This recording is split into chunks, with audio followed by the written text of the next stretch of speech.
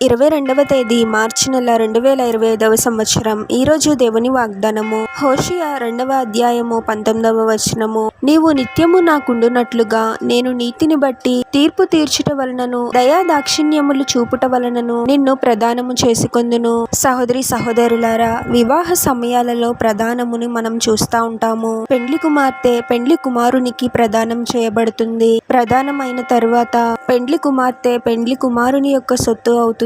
ఇంకా ఆమె సంపూర్ణముగా అతనికి చెందినది. ఇంకా నిత్యము వారు ఇరువురు ఒక్కటి. అలాగే ప్రభు కూడా మనల్ని ప్రదానము చేసుకుంటాను అని అంటూ ఉన్నాడు. మనము నిత్యము ప్రభువుతో ఉండే విధంగా ప్రభు యొక్క నీతిని బట్టి తీర్పు తీర్చుటను బట్టి దయా దాక్షిణ్యములను చూపుట బట్టి ప్రభువు మనల్ని ప్రదానం చేసుకుంటాను అని అంటూ ఉన్నాడు. మనం ప్రభువుని ఎన్నుకోలేదు, కానీ ప్రభువే మనల్ని ఎన్నుకున్నాడు. మనం ప్రభువుని ప్రేమించుట కంటే ముందే ప్రభువు మనల్ని ప్రేమించాడు. ఎన్నోసార్లు ప్రభు మార్గం నుండి మనం తొట్టిల్లినప్పటికీ తప్పిపోయినప్పటికీ ప్రభువే మనపై కృప చూపించి మనల్ని వెతుక్కుంటూ వచ్చి గొప్ప కరుణను చూపించి ప్రభు మనల్ని రక్షించాడు. ప్రభు మన చేయి పట్టుకొని మనల్ని నడిపిస్తూ ఉన్నాడు. ప్రభువు ఎంతో పరిశుద్ధమైన దేవుడు, నీతిని అనుసరించి న్యాయము జరిగించే గొప్ప దేవుడు. ప్రభు మనల్ని ప్రదానం చేసుకొని మనము ప్రభు రూపంలో మారడానికి ప్రతిదినము మనల్ని ప్రభు చెక్కుతూ ప్రభువుకు నచ్చిన విధంగా మనల్ని మార్చుకుంటూ ఉన్నాడు. మనం అనుకుంటూ ఉంటాము, ఈ శ్రమ ఎందుకు వచ్చింది,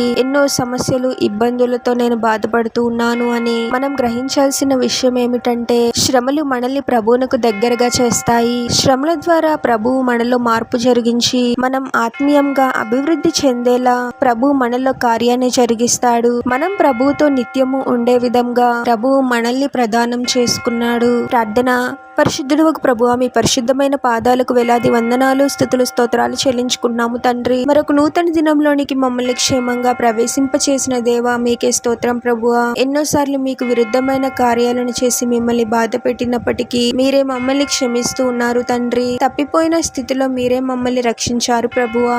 శ్రమలలో విశ్వాసాన్ని కోల్పోయే వారముగా కాకుండా మీకు మరింత దగ్గరగా జీవించే వారముగా మమ్మల్ని దీవించండి ప్రభువా. ప్రతిదినము విశ్వాసంలో బలపడుతూ మీతో సహవాసం చేస్తూ జీవించాలి తండ్రి. అటువంటి గొప్ప కృపను మాకు అనుగ్రహించండి ప్రభువా. నిన్ను నేను ప్రదానం చేసుకొందును అన్నావు తండ్రి. మేము మీకు చెందిన వారము అనే విషయాన్ని గ్రహించి మా ఆలోచనలు, మాటలు, క్రియల విషయంలో ఎంతో జాగ్రత్తగా వ్యవహరిస్తూ మా జీవితాల ద్వారా మిమ్మల్ని మహిమపరిచే గణపరిచే వారముగా మమ్మల్ని దీవించమని ఈ ప్రార్థనలో ఏకీభవిస్తున్న ప్రతి ఒక్కరిని పేరు పేరున దీవించి ఆశీర్వదించి అభిషేకించమని, వారు చేసే ప్రతి పనిలో మీరే వారికి తోడుగా ఉండి వారిని అన్ని కీడుల నుండి అపాయాల నుండి మీరే వారిని రక్షించమని ఈ మా మనవులన్నీ యేసుక్రీస్తు వారి పరిశుద్ధ నామంలో అడిగి వేడుకొనుచున్నాము తండ్రి. ఆమేన్.